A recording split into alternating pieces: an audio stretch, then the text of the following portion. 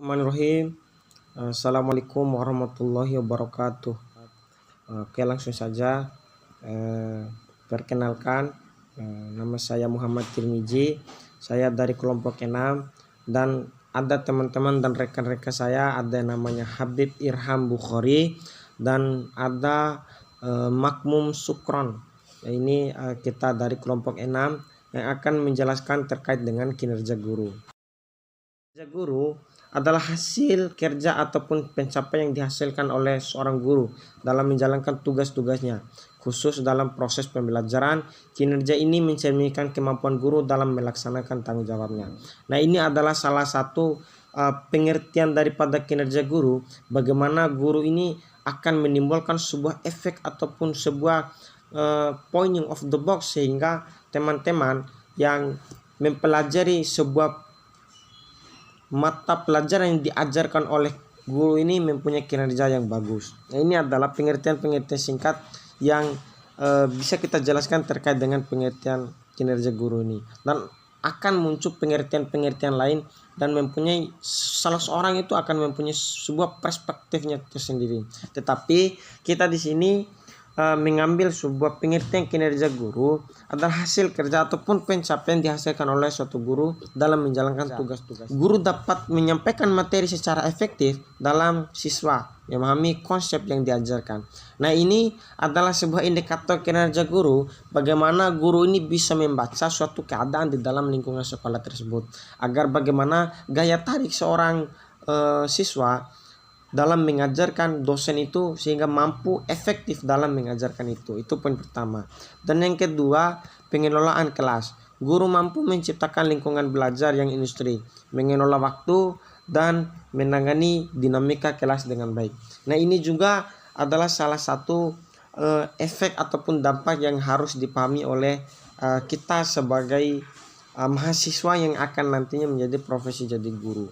Ini akan menjadi pengelolaan waktu dan lain sebagainya, ini harus mampu efektif kita laksanakan, karena kita harus memahami situasi kondisi dalam mengajarkan seorang siswa.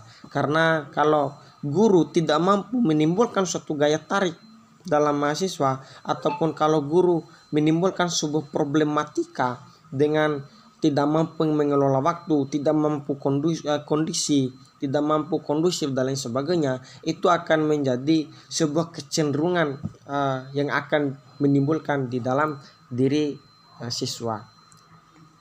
Itu yang kedua. Dan yang ketiga, perencanaan pembelajaran. Guru dapat merencanakan suatu pembelajaran yang struktural dengan tujuan yang jelas dan metode yang sesuai dengan kebutuhan siswa. Nah, ini adalah berbicara masalah taktik.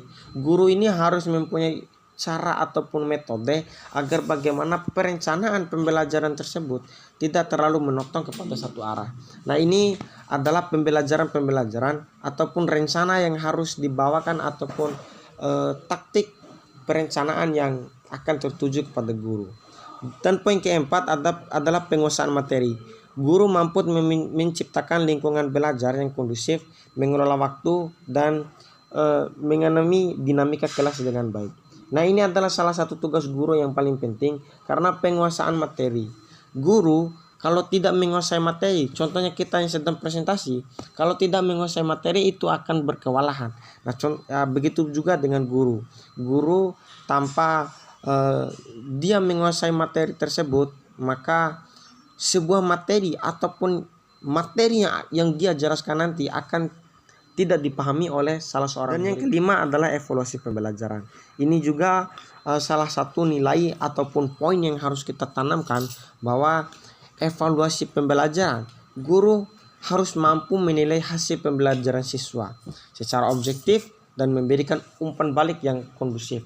Nah, ini adalah yang harus dievaluasi kembali salah seorang guru, bagaimana kinerja kerja ataupun program kerja pembelajaran yang ia tawarkan kepada siswanya, apakah mempan atau tidak. Nah, ini adalah poin yang terakhir yang harus kita evaluasi bersama, karena guru adalah nilai-nilai yang akan menjadi tolak ukur kepintaran dan kecerdasannya seseorang. Ketiga, sebab yang ketiga yaitu pentingnya kinerja guru. Pentingnya kinerja guru ini akan membahas terkait dengan persoalan bahwa bagaimana sih guru ini penting dalam hal berkinerja gitu kan. Yang pertama mempengaruhi hasil belajar siswa.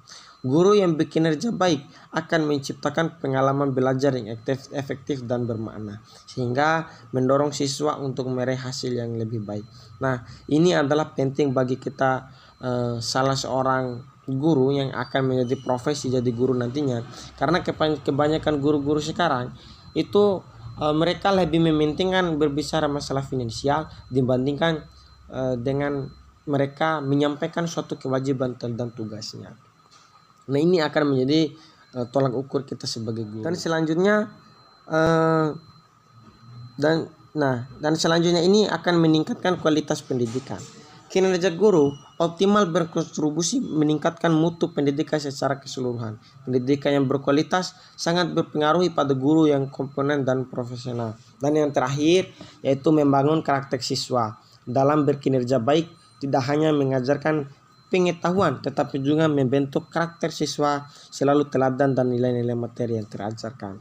Nah, ini adalah poin-poin penting yang harus kita pelajari bersama, karena berbicara masalah guru itu tidak lepas dari kita berbicara masalah taktik kita, cara mengajarkan, cara budaya kita mengajarkan, kemampuan mengajarkan, penguasaan materi, dan evaluasi yang paling pentingnya, karena evaluasi ini akan menimbulkan suatu poin yang akan menjadi kesimpulan sehingga akan menimbulkan suatu perubahan di dalam pengajaran tersebut.